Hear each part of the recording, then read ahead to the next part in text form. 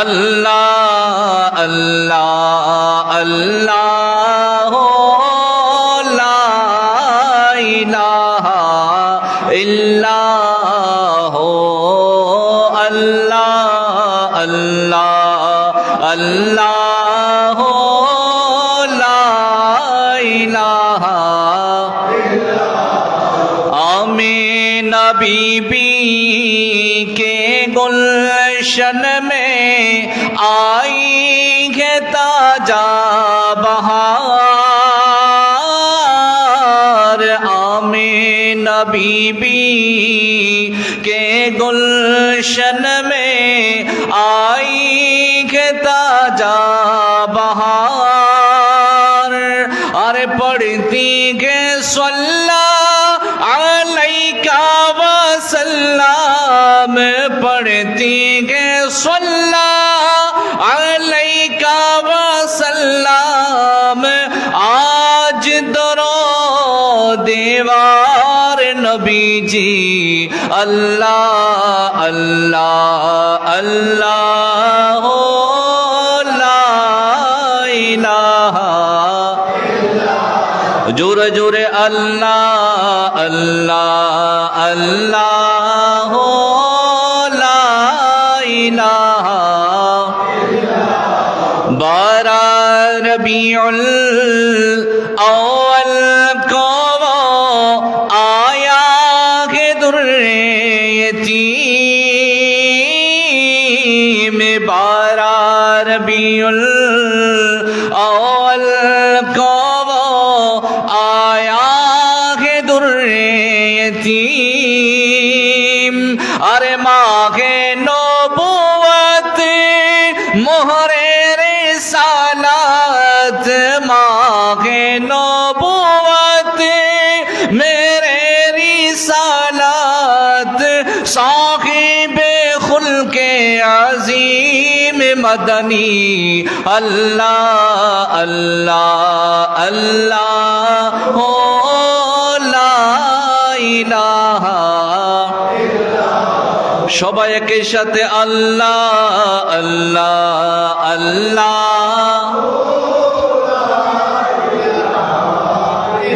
प्यारे सूरत हंसता चेहरा मोचे जड़ती है पोल अरे नोरे का पुतला चाँद का टुकड़ा नोरे का पुतला चाँद का टुकड़ा हक्का प्यारा रसूल नबी जी अल्लाह अल्लाह अल्लाह ला इलाहा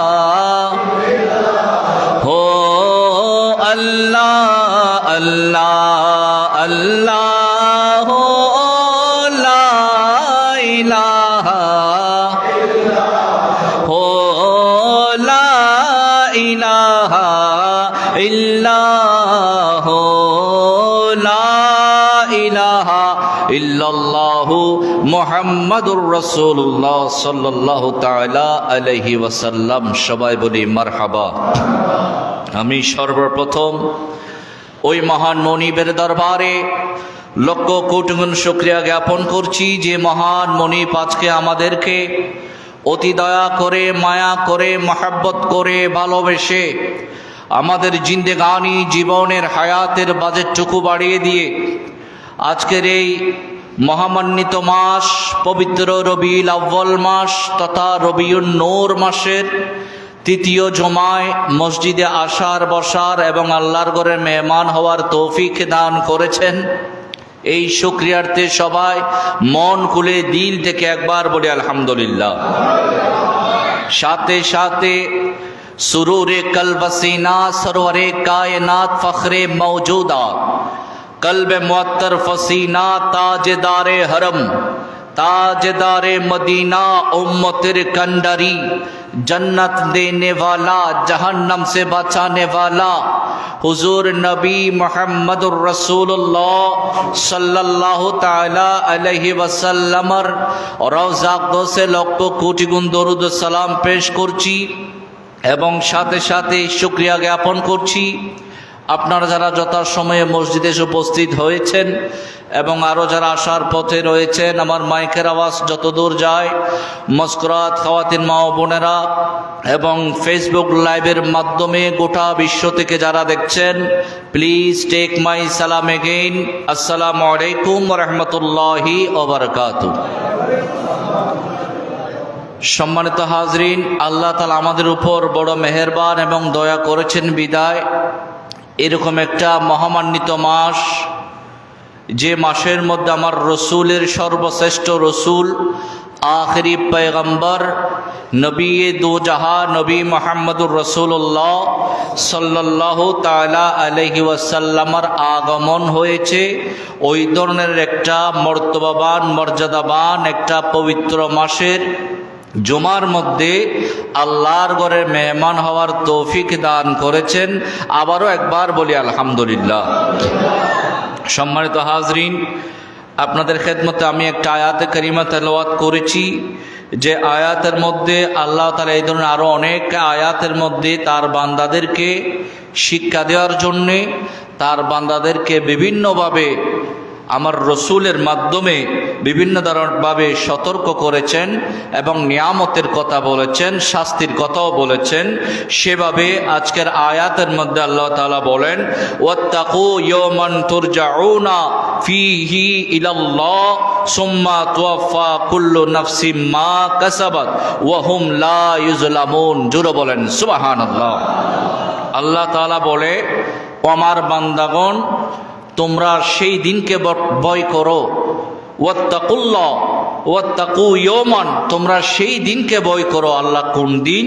আমার আল্লাহ বলেন, তুরজাউনা ফীহি ইলাল্লাহ, যেদিন তোমরা আমি আল্লাহর নিকট ফিরে যাবে সেই দিনের কথা স্মরণ করো, সেই দিনের কথাকে তোমরা ভয় করো। জোরে বলেন সুবহানাল্লাহ। এবং শুধু তাই নয়, আমার আল্লাহ বলেন, সুম্মা তুওয়াফা কুল্লু নাফসিম মা কাসাবাত, আমার আল্লাহ বলেন, অতঃপর প্রত্যেককে সেই দিনে প্রত্যেককে তার কৃতকর্মের প্রতিফল দেয়া হবে। ওয়া হুম লা ইউজলামুন, এবং তাদের প্রতি কোনো ধরনের জুলুম করা হবে না। যে যত ধরনের কর্ম করবে, যে ধরনের কর্ম করবে, তাকে সেই ধরনের কর্মের প্রতিফল সেদিন দেওয়া হবে। জোরে বলেন সুবহানাল্লাহ। সুতরাং এই আয়াতের দ্বারা আমাদেরকে বুঝে নিতে হবে যে এই দুনিয়াটা আমাদের জন্য ক্ষণস্থায়ী। এই দুনিয়ায় আপনি যেটা করবেন সেটা ভালো করলে সেটার প্রতিদানও আল্লাহ দিবে, সেটা অন্যায় করলে খারাপ করলেও সেটার প্রতিদান আল্লাহ তাআলা দিবে। জোরে বলেন ঠিক কিনা? সুতরাং সেভাবে যদি চলি, সেই পথে সেই মতে যদি চলি, তাহলে আল্লাহ তাআলা আমাদেরকে স্পেশাল একটা নিয়ামত দান করেছেন। আমার আল্লাহ বলেন, বান্দা, আমি তোমাদের জন্য এই কোরআনকে থিওরিক্যাল ভাবে দিয়েছি, আর তোমাদের জন্য প্র্যাকটিক্যাল ভাবে আমি সর্বশ্রেষ্ঠ রসুল তোমাদের মাঝে দান করেছি। জোরে বলেন সুবহানাল্লাহ। সুতরাং সেই রসুল যেভাবে নিজের জীবন পরিচালনা করেছে, যেভাবে রাষ্ট্রীয় জীবন, সমাজিক জীবন, নিজের পারিবারিক জীবন, ব্যক্তিগত জীবন যেভাবে পরিচালনা করেছে, সেভাবেই যদি তুমি পরিচালনা করো, তাহলে আমি যেই দিনকে ভয়ের কথা বললাম, সেই দিন তোমাকে আর ভয় করতে হবে না। সেই দিন তোমার জন্য জান্নাত অপেক্ষা করবে। জোরে বলেন সুবহানাল্লাহ।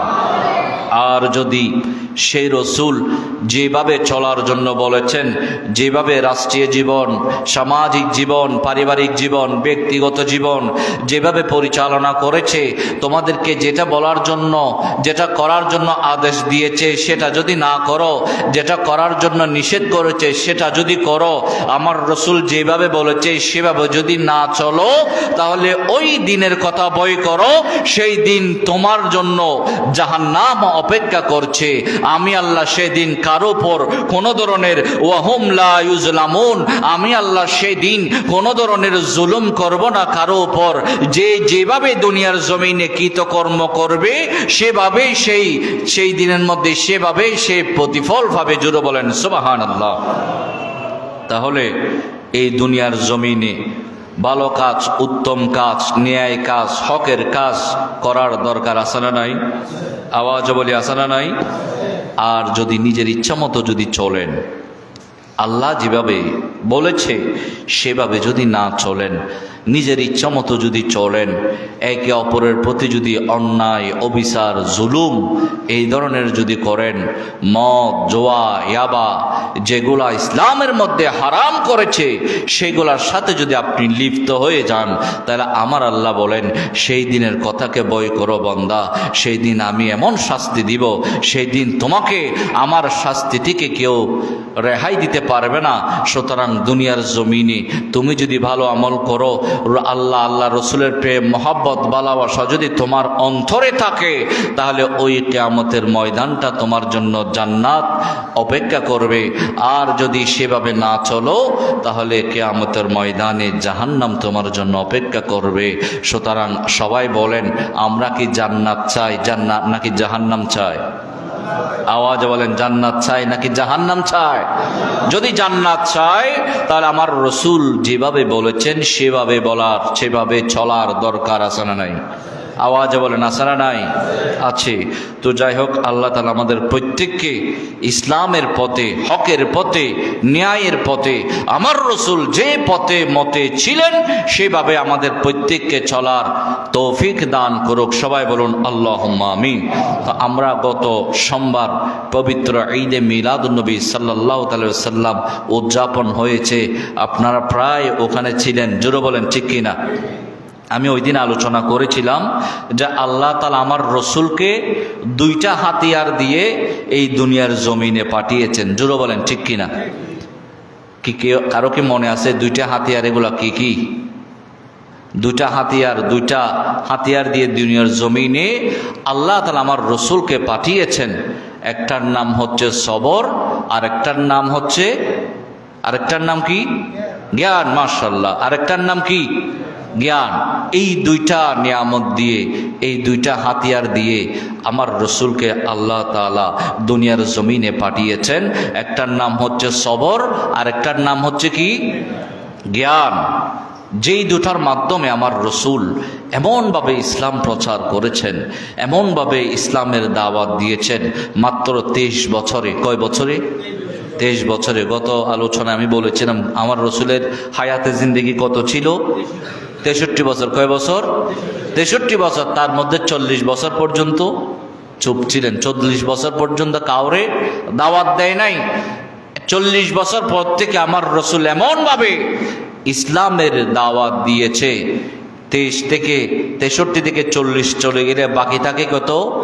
23 বছর। এই 23 বছর এমনভাবে ইসলাম প্রচার করেছে যে আমার রসুলের ইসলামের দাওয়াত পুরো পৃথিবীর আনাচে খানাচে পৌঁছে গেছে। জোরে বলেন ঠিক কিনা?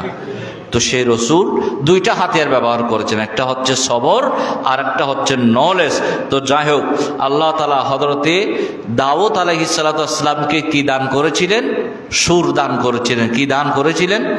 সুর। হযরতে দাউদ আলাইহিস সালামকে আল্লাহ তাআলা সুর দান করেছেন। উনি যখন আল্লাহর ইবাদত করতেন, উনি যখন জিকির আজকার করতেন, ওনার জিকিরের সুরে, ওনার আওয়াজের সুরে মানুষরা তো শুনতো তা নয়, সাগর থেকে বড় বড় মাছ পর্যন্ত এসে ওনার সামনে বসে থাকতো আল্লাহর জিকির শোনার জন্য। এভাবে উনি এতভাবে সুন্দরভাবে তিনি আল্লাহর জিকির করতেন। জোরে বলেন সুবহানাল্লাহ। তাহলে হযরতে দাউদ আলাইহিস সালাতু ওয়াস সালামকে আল্লাহ তাআলা কি দান করেছেন? সুর। সবাই একটু মনোযোগ দিয়ে শুনবেন। শুধু মসজিদে আসলাম, গেলাম, হুজুরের আলোচনা শুনলাম, এই কান দিয়ে শুনলাম, ওই কান দিয়ে বের করে ফেললাম না। ওই ধরনের যদি আপনি করেন, ওই ধরনের শুনেন, তাহলে আপনার জীবনে এখন থেকে আপনার হায়াতে জিন্দেগি চলে যাবে, আপনার লাইফের মধ্যে কোনোদিনও পরিবর্তন আসবে না। এই কারণে শুধু আসলে হবে না, মসজিদে আসতেছেন, খতিবের আলোচনা শুনবেন, হুজুরের আলোচনা শুনবেন, সেই পথে মতে সেভাবে নিজের জীবনকে আস্তে আস্তে পরিচালনা করবেন, পরিবর্তন করবেন। দেখবেন দুনিয়াটা আপনার জন্য বড় নিয়ামত হয়ে যাবে, কাল কিয়ামতের ময়দানটা আপনার জন্য বড় নিয়ামত হয়ে যাবে। জুড়ে বলেন সুবহানাল্লাহ। তাহলে 2 নম্বরে হযরত ইউসুফ আলাইহিস সালাতু ওয়াস সালামকে আল্লাহ তাআলা কি দান করেছেন? সৌন্দর্য। কি দান করেছেন? সৌন্দর্য। এমন সৌন্দর্য দান করেছেন যে মিশরের রমণীরা লেবু কাটতে গিয়ে হাত কেটে ফেলেছে, এমন সৌন্দর্য আল্লাহ তাআলা হযরতে ইউসুফ আলাইহিস সালাতু ওয়াস সালামকে দান করেছেন। জোরে বলেন সুবহানাল্লাহ। 3 নম্বরে আল্লাহ তাআলা হযরতে সুলাইমান আলাইহিস সালাতু ওয়াস সালামকে আল্লাহ তাআলা বাদশাহী দান করেছেন, সম্পদ দান করেছেন। জোরে বলেন সুবহানাল্লাহ। 4 নম্বরে আখেরি পয়গম্বর নবী দো জাহাঁ সুরুরে কলবসিনা হুজুর নবী মুহাম্মদুর রাসূলুল্লাহ সাল্লাল্লাহু তাআলা আলাইহি ওয়াসাল্লামকে আল্লাহ তাআলা জ্ঞান দান করেছেন। জোরে বলেন সুবহানাল্লাহ। তাহলে বলেন, সুর কি সারা জীবন থাকে? মানুষের কণ্ঠস্বর কি সারা জীবন থাকে? আপনার যুবক অবস্থায় যেরকম কণ্ঠস্বর ছিল এখন কি সেভাবে আছে? নাই। তার মানে এটা পরিবর্তন, এটা অস্থায়ী। এবং ইউসুফ আলাইহিস সালামকে যে সৌন্দর্য দান করেছে, আপনি যুবক থাকার অবস্থায় যে সৌন্দর্য ছিল, বৃদ্ধ অবস্থায় কি সেই সৌন্দর্য আর থাকে না। তার মানে এটাও হচ্ছে অস্থায়ী। এরপরে হযরতে সুলাইমান আলাইহিস সালাতু ওয়াস সালামকে আল্লাহ তাআলা বাদশাহী দান করেছেন, ধন সম্পদ দান করেছেন। ওই ধন সম্পদও হচ্ছে অস্থায়ী। জোরে বলেন ঠিক কিনা? রাতের বেলার ফকির দিনের বেলার বাদশাহ, অথবা দিনের বেলার বাদশাহ রাতের বেলার ফকির। জোরে বলেন ঠিক কিনা? তার মানে জ্ঞানও হচ্ছে অস্থায়ী আর সম্পদও হচ্ছে অস্থায়ী। আর আমার রাসূলকে যে জ্ঞান দান করেছেন সেটা মানুষ যত বয়স হয় তত জ্ঞান বাড়ে। জোরে বলেন ঠিক কিনা? সেই ধরনের অন্যতম একটা জ্ঞান, অন্যতম একটা স্পেশাল নিয়ামত আমার আল্লাহ তাআলা আমার রসুলকে দিয়ে এই দুনিয়ার জমিনে পাঠিয়েছেন। তাহলে আসুন এই জ্ঞানটা কি জিনিস আমরা একটু জানি। জ্ঞানের স্তর, জ্ঞানের সোর্স হচ্ছে 4 প্রকার। জোরে বলেন সুবহানাল্লাহ। জ্ঞানের সোর্স, জ্ঞানের স্তর কয় প্রকার বললাম? 4 প্রকার। কি কি? একটা হচ্ছে ইলমে হুসুলি, আর একটা হচ্ছে ইলমে ইদরাকি, আর একটা হচ্ছে ইলমে এহসাসি, আর একটা হচ্ছে ইলমে লাদুন্নি। জোরে বলেন সুবহানাল্লাহ। খুব গবেষণামূলক আলোচনা করছি, সবাই একটু খেয়াল করবেন। তাহলে জ্ঞানের সোর্স কয় প্রকার? জ্ঞানের স্তর কয় প্রকার? 4 প্রকার। 1 নম্বর ইলমে হুসুলি। এটা কি জিনিস? ইলমে হুসুলি হচ্ছে শিক্ষক, ছাত্র, চেয়ার টেবিল, উস্তাদ, শাগরিদ, পরীক্ষা, যেগুলো আমরা শিক্ষা প্রতিষ্ঠানে দিয়ে থাকি, যেগুলো আমাদের ছেলেরা বিভিন্ন কলেজ, মাদ্রাসা, স্কুল, ইউনিভার্সিটি থেকে জ্ঞান আহরণ করে শিক্ষকের মাধ্যমে আবার পরীক্ষা দেয়। এই ধরনের জ্ঞান, এগুলাকে বলা হয় ইলমে হুসুলি। জোরে বলেন সুবহানাল্লাহ। এগুলাকে কি বলা হয়? ইলমে হুসুলি। এরপর আসেন ইলমে ইদরাকি। এটা কি জিনিস? ইলমে ইদরাকি হচ্ছে, এটা হচ্ছে আজন্ম জ্ঞান। আজন্ম জ্ঞান অর্থাৎ মায়ের পেট থেকে যে জ্ঞান নিয়ে আসে সেগুলোকে বলা হয় ইলমে ইদরাকি। তো সেটা কিরকম? মনে করে একজন ছেলে, ছোট বাচ্চা, মায়ের পেট থেকে জন্ম হলো। মায়ের পেট থেকে জন্ম হওয়ার পরে 2-4 দিন পরে তার মুখে যখন মায়ের স্তন দেওয়া হয়, দুধ দেওয়া হয়, তাহলে ওই ছেলে মায়ের দুধ পান করতে থাকে। জোরে বলেন ঠিক কিনা? আওয়াজে বলেন ঠিক কিনা? কারণ ওই ছেলেকে যদি আপনি সারা দিন যদি বলেন যে মায়ের দুধ পান করো, মায়ের দুধ পান করো, সে কি বুঝতে পারবে? আওয়াজে বলে, সে কি আপনার কথা বুঝবে? বুঝবে না। কিন্তু তাকে যখন মায়ের স্তনটা যখন তার মুখের মধ্যে দেওয়া হয়, সে এমনি মায়ের দুধ পান করতে থাকে। জোরে বলেন ঠিক কিনা? এইটাকে বলা হয়, যেটা মায়ের পেট থেকে নিয়ে আসে জ্ঞান, সেটাকে বলা হয় ইলমে ইদরাকি। জোরে বলেন সুবহানাল্লাহ। তাহলে 2টা গেল। কয়টা গেল? 3 নম্বরে ইলমে এহসাসি। এটা কি জিনিস? এটা হচ্ছে অনুভূতিশীল জ্ঞান, ফিলিংসেবল নলেজ যেটাকে বলা হয়, যেটা অনুভূতির মাধ্যমে ওই জ্ঞানটা আহরণ হয়। এটা কিরকম? মনে করে এখন আলো, লাইট জ্বলতেছে। জোরে বলেন ঠিক কিনা? তো আপনি চোখে দেখে এটা বুঝতে পারতেছে এটা একটা আলো। জোরে বলেন ঠিক কিনা? সূর্য এখন কিরণ দিচ্ছে। সূর্য কি দিচ্ছে? কিরণ দিচ্ছে। আপনি দেখে বুঝতে পারতেছে এটা একটা আলো। আপনি এই যে রঙের দিকে তাকালেন, দেখতে পেলেন এটা একটা লাল রং বা হলুদ রং অথবা কালো রং। তার মানে এটা হচ্ছে অনুভূতিশীল। আপনি একটা জিনিস ধরলেন, তার মানে এটা শক্ত নাকি নরম আপনি বুঝে যাবেন। এটাকে বলা হয় আরবিতে ইলমে এহসাসি। আর ইংলিশে বলা হয় ফিলিংসেবল নলেজ, যেটা অনুভূতিশীল জ্ঞান বলা হয়। জুড়ে বলেন সুবহানাল্লাহ। তাহলে 3 ধরনের এলম সম্পর্কে, জ্ঞান সম্পর্কে আপনারা বুঝে গেছেন? আওয়াজে বলেন বুঝে গেছেন?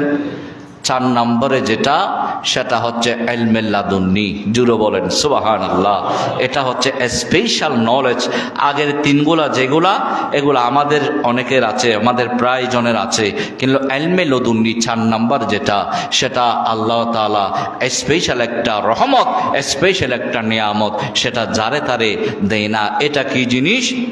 সেটা হলো আল্লাহ তাআলা আমাদেরকে দুনিয়ার জমিনে প্রেরণ করেছেন। জোরে বলেন ঠিক কিনা? এখন এখান থেকে আমরা আলমে নাসুতিতে আছি, এখান থেকে আমরা কবরে যাব, কবর থেকে হাসরে যাব, হাসর থেকে আল্লাহর কাছাকাছি কিভাবে যেতে পারি, আল্লাহর সামনে কিভাবে যেতে পারি, আল্লাহর মকবুল বান্দা কিভাবে হতে পারি, সেটাই হলো ইলমে লাদুন্নি। সেই এলমটার নামে হচ্ছে ইলমে লাদুন্নি। জোরে বলেন সুবহানাল্লাহ। সুতরাং পৃথিবীতে তো সবাই মানুষ, জোরে বলেন ঠিক কিনা? সবাই কি ইমানদার হতে পেরেছে? আওয়াজে বলেন সবাই কি ইমানদার? সবাইকে মুসলমান? আবার মুসলমান হওয়ার পরেও সবাই কি ইমানদার হয়ে গেল? না, আবার ইমানদার হলো, কিন্তু সে সবাই তার মকবুল বান্দা হতে পারে নাই, আল্লাহর ওলি হতে পারে নাই। জোরে বলেন ঠিক কিনা? সুতরাং আল্লাহ তাআলা যাকে স্পেশাল জ্ঞান দান করে, সেটার নাম হচ্ছে ইলমে লাদুন্নি। আর আল্লাহ তাআলা এই ইলমে লাদুন্নিটা সর্বপ্রথম দান করেছেন হযরতে বাবা আদম সফিউল্লাহকে। জোরে বলেন সুবহানাল্লাহ। একটু দরুদ শরীফ পড়ি। ইয়া রাসূলুল্লাহ লা ইয়া রাসূলুল্লাহ লা ইয়া রাসূলুল্লাহ। শুনেছি হাদিসে দেখিলে আপনাকে, শুনেছি হাদিসে দেখিলে আপনাকে, জীবনের গোনা জড়িয়া পড়ে, ও গো দিয়েন গো দেখা পর্দা উঠাইয়া। ইয়া রাসূলুল্লাহ লা ইয়া রাসূলুল্লাহ। তোমার নূরের ঝলক লাগিয়া কবরের আধার যাবে চলিয়া, ও গো দিয়েন গো দেখা কবরে আসিয়া। ইয়া রাসূলুল্লাহ জোরে, ইয়া রাসূলুল্লাহ বল্লা ইয়া রাসূলুল্লাহ। আল্লাহ তাআলা এই ইলমে লাদুন্নি সর্বপ্রথম দান করেছেন বাবা হযরত আদম আলাইহিস সালাতু ওয়াস সালামকে। আল্লাহ তাআলা হযরত আদম সফিউল্লাহকে বানানোর পরে, সৃষ্টি করার পরে আমার আল্লাহ তাআলা আদমের দিকে তাকিয়ে আছেন। আদম কি বলে? আল্লাহ বলেন, আমি এইকে সৃষ্টি করলাম, সৃষ্টি করার পরে আল্লাহর বড় ইচ্ছা, ওনার প্রথম সৃষ্টি, সর্বপ্রথম মুখ থেকে কি বের করে? জোরে বলেন সুবহানাল্লাহ। হযরতে বাবা আদম সফিউল্লাহ এভাবে মাথা নিচু করে নিচের দিকে তাকিয়ে আছে। আল্লাহ তাআলা ওনার দিকে তাকিয়ে আছে যে আমার প্রথম সৃষ্টি কি বলে। হযরত আদম সফিউল্লাহ জবান দিয়ে কিছু বলে না, মাথা নিচু করে ভাবে, একদিন 2 দিন নয়, 1 সপ্তাহ 2 সপ্তাহ নয়, 1 বছর 2 বছর নয়, 40 বছর চলে গেল। হযরত আদম সফিউল্লাহ মাথা নিচুর দিকে করে তাকিয়ে আছে। উচ্চ আওয়াজে বলেন সুবহানাল্লাহ। আল্লাহ বলেন, কিরে, আমি একে এত সুন্দর করে সুন্দরভাবে ওকে আমি সৃজন করলাম, সৃষ্টি করলাম, আমার সৃষ্টি তো ওকে আমি বানিয়েছি, আমার সৃষ্টি তো কথা বলে না। সর্বপ্রথম কি কথা বলবে, কি তার থেকে বের হয়, আমি এটা শোনার জন্য আগ্রহে আছি, কিন্তু সে তো কথা বলে না। এভাবে 40 বছর চলে যাওয়ার পরে আল্লাহ তাআলা বলে যে ইরফা রাসাক ওয়া তাতাকাল্লিম ওয়ানজুর ইলা সূরাতিকাল আরশিল মুআল্লা। চিৎকার দিয়ে বলেন সুবহানাল্লাহ। আল্লাহ তাআলা বলে, হে আদম, মাথা উঠাও, কথা বলো, দেখো ওইটা কি, ওইটা আমি কি সৃষ্টি করেছি ওইটার দিকে তাকাও।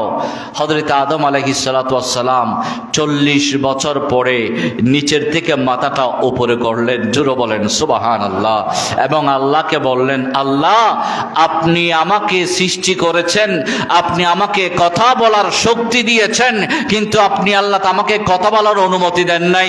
এই কারণে আমি 40 বছর পর্যন্ত আপনার অনুমতির অপেক্ষায় ছিলাম, জোরে বলেন সুবহানাল্লাহ। আল্লাহ তাআলা বলে, আদম তোমাকে আমি সৃষ্টি করেছি, তোমার এত আদব, আমি আল্লাহর প্রতি তোমার এত ভক্তি, এত শ্রদ্ধা, আমি আল্লাহর প্রতি তুমি এত আদব দেখালে, তাহলে আল্লাহ তাআলা বলেন এই আদবের কারণে আমি আল্লাহ তোমাকে নগদ 3টা পুরস্কার দিয়ে দিলাম, জোরে বলেন সুবহানাল্লাহ। তাহলে আদব যদি দেখান সেটা কি লাভ আছে না ক্ষতি? আওয়াজ বলেন, লাভ আছে না ক্ষতি আছে? লাভ আছে। সেটা মা বাবার সাথে হোক, মুরব্বীদের সাথে হোক, উস্তাদের সাথে হোক, ফারার প্রতিবেশীদের বয়স্ক মুরব্বীদের সাথে হোক, যদি আপনি আদব দেখিয়ে কথা বলেন তাহলে এটা হযরত আদম আলাইহিস সালামের সুন্নত হয়ে যাবে, জোরে বলেন সুবহানাল্লাহ।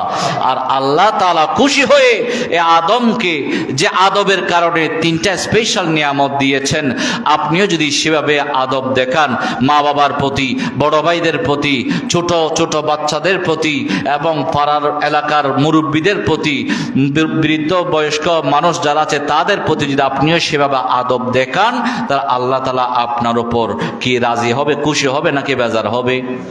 আওয়াজ বলেন, খুশি হবে না বেজার হবে?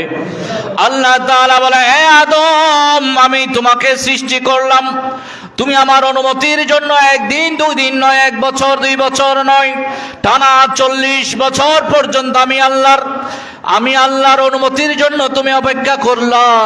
আমি আল্লাহ যখন অনুমতি দিলাম তুমি কথা বলতে শুরু করলা। ও আদম, আমার কাছে, আমি আল্লাহর কাছে তোমার এই আদব বড় মহব্বত লেগেছে, বড় ভালো লেগেছে, বড় পছন্দ হয়েছে।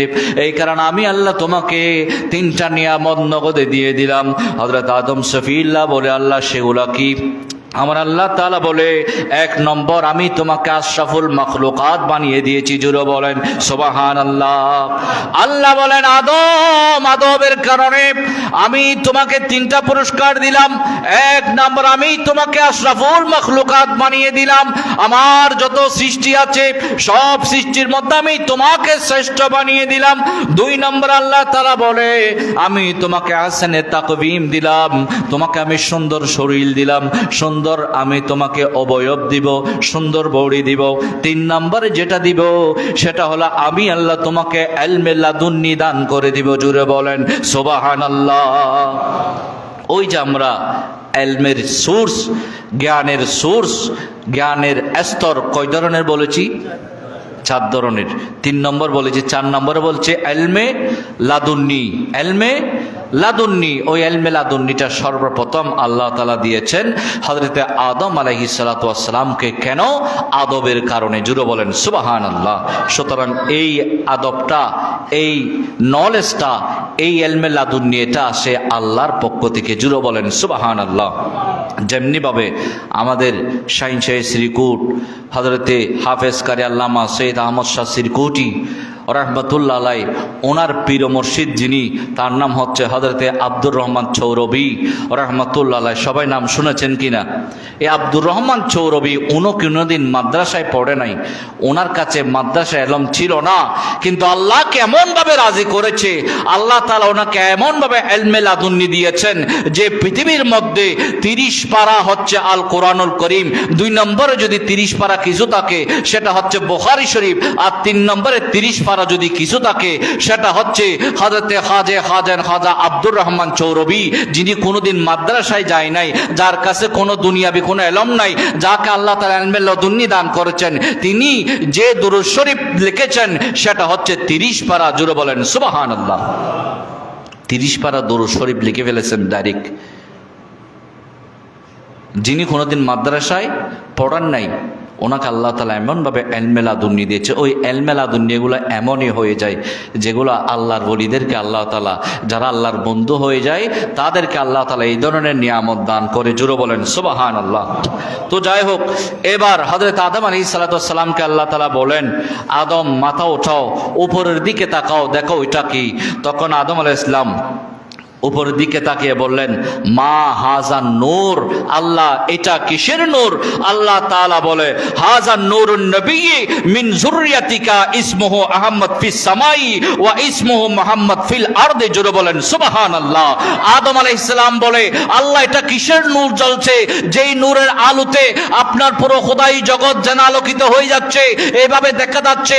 আমার আল্লাহ বলেন, ও আমার আদম শোনো, এটা জেনেতনা সাধারণ কোনো নূর নয়, এটা তোমার বংশ দিয়ে তোমার পয়গম্বর যাবে, এটা তোমার বংশ দিয়ে যাবে, যার নাম আসমানওয়ালাদের কাছে হচ্ছে আহমদ আর জমিনওয়ালাদের কাছে হবে মুহাম্মদ। চিৎকার দিয়ে বলেন সুবহানাল্লাহ।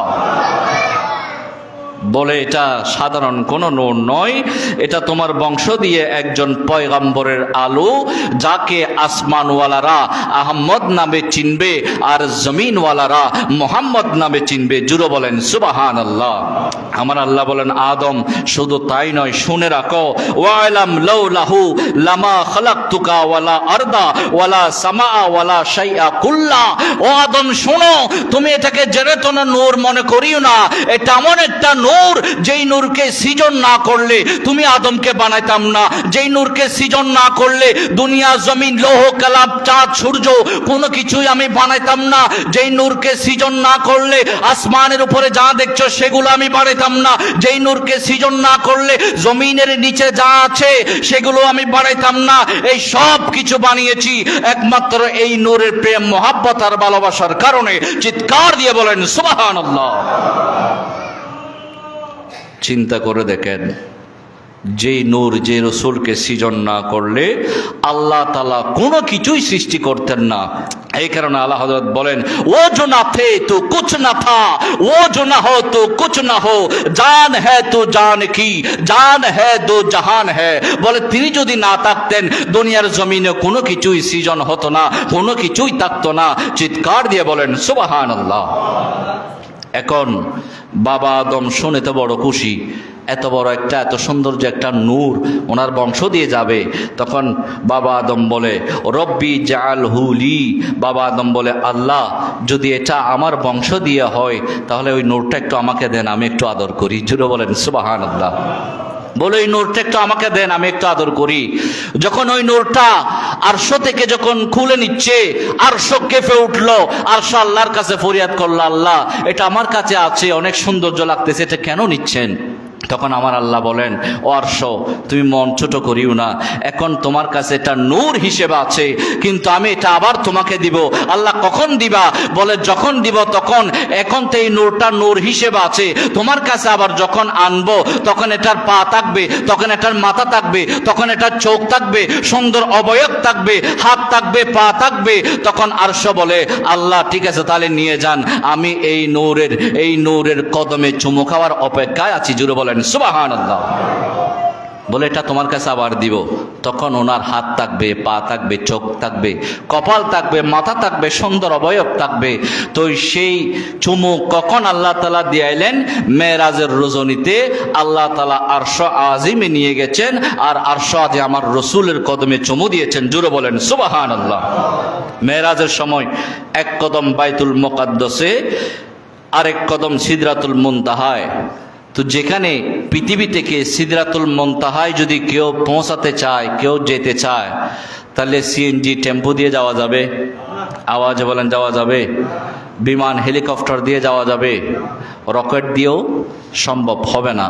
নবযান দিয়ে যদি কেউ দ্রুত গতিতে, কেউ যদি ঘন্টায় যদি 1,86,000 গতি মাইল যদি মিনিটে যায়, ওই ধরনের দ্রুত যান দিয়ে যদি কেউ যেতে চায়, তাহলে তার বাইতুল মুকাদ্দাস থেকে সিদরাতুল মুনতাহায় পৌঁছাতে সময় লাগবে 30,000 বছর। জুড়ে বলেন সুবহানাল্লাহ। আর যেখানে যাতে 30,000 বছর লাগবে, 1,86,000 বর্গ কিলোমিটার গতিতে যদি যাওয়া যায়, যেখানে 30,000 বছরের সময় প্রয়োজন, সেখানে আমার রসুল এক কদম বাইতুল মুকাদ্দাসে আর এক কদম লা মকানে সিদরাতুল মুনতাহায়। চিৎকার দিয়ে বলেন সুবহানাল্লাহ।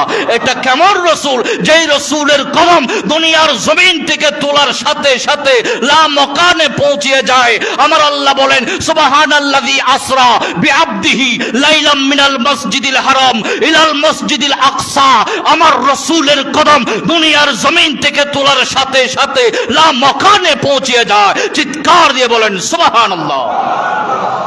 কেমন রসুল চিন্তা করে দিয়েছেন, যেখানে 30,000 বছর চলে যায় সেখানে 1 মাইক্রো সেকেন্ড আমার রসুল লা মকানে পৌঁছে গিয়েছেন। জুড়ে বলেন সুবহানাল্লাহ। সেই কারণে আলা হযরত আজিমুল বরকত মুজাদ্দিদ দ্বীন ও মিল্লাত ফরওয়ানায়ে শানে রিসালত উনি লিখলেন, আসমানো ही पर सब नबी रह गए, अर्शे आज़म पे पहुंचा नबी सबसे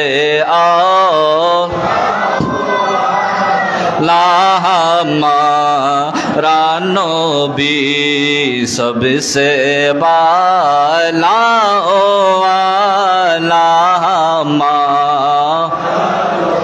आला हजरत बोलें কোন নবী সে আরশ আজিমে লা মকানে পৌঁছাতে পারে নাই। সকল নবী আসমানের নিচে ছিল। নবী যখন মেরাজে যাচ্ছিলেন তখন সকল নবী রাসূলগণ বাইতুল মুকাদ্দাসের মধ্যে উপস্থিত ছিল। আমার রসুল সেখানে ইমামতি করে সেখান থেকে সিদরাতুল মুনতাহা হয়ে আল্লাহর আরশ আজিমে চলে গেলেন। সবাই আসমানের নিচে, সব নবী আসমানের নিচে ছিল। এই কারণে আলা হযরত বললেন, আসমানো হি পর সব নবী রহে গিয়ে, বলে সকল নবী আসমানের নিচে ছিল। আরশে আজম পে পৌঁছা হামারা নবী, বলে আরশ আজিমে আমার নবী পৌঁছে গেছেন। চিৎকার দিয়ে বলেন সুবহানাল্লাহ। এখন যদি আসমানকে যদি জিজ্ঞেস করে, আসমান তুমি কোথায়? আসমান জবাব দিবে, আমি আমার রসুলের কদমের নিচে। জমিন কোথায়? আমার রসুলের কদমের নিচে। চাঁদ কোথায়? আমার রসুলের কদমের নিচে। নক্ষত্র কোথায়? আমার রসুলের কদমের নিচে। তারকারাজি কোথায়? আমার রসুলের কদমের নিচে। নেপচুন কোথায়? আমার রসুলের কদমের নিচে। গ্যালাক্সি কোথায়? আমার রসুলের কদমের নিচে। রেড হাইপার জায়েন্ট কোথায়? আমার রসুলের কদমের নিচে। পুরো গ্রহ সমগ্র গ্রহ কোথায়? আমার রসুলের কদমের নিচে। সিদরাতুল মুনতাহা কোথায়? আমার রসুলের কদমের নিচে। আরশ কোথায়? আমার রসুলের কদমের নিচে। কুরসি কোথায়? আমার রসুলের কদমের নিচে। লা মকান কোথায়? আমার রসুলের কদমের নিচে। লৌহ কোথায়? আমার রসুলের কদমের নিচে। কলম কোথায়? আমার রসুলের কদমের নিচে। আরশ আজিম কোথায়? আমার রসুলের কদমের নিচে। আর আমার রসুল কোথায়? আমার রসুল লা মকান খোদার দরবারে। চিৎকার দিয়ে বলেন সুবহানাল্লাহ। আর একটু মহব্বতে বলেন না সুবহানাল্লাহ। খোদার পুরো খোদাই সৃষ্টি জগৎ রসুলের কদমে, আর আমার রসুল কোথায়? লা মকান খোদার দরবারে। এখন বলেন, সেই রসুলের সাথে অন্য রসুলের কি কোনো তুলনা হয়? আওয়াজে বলেন হয়। এই কারণে আলা হযরত বলেন, জিসকা কোই সানি নেগি, জিসকা কোই সানি নেগি, वो नबी हमारा, जिसका कोई सानी नहीं वो नबी।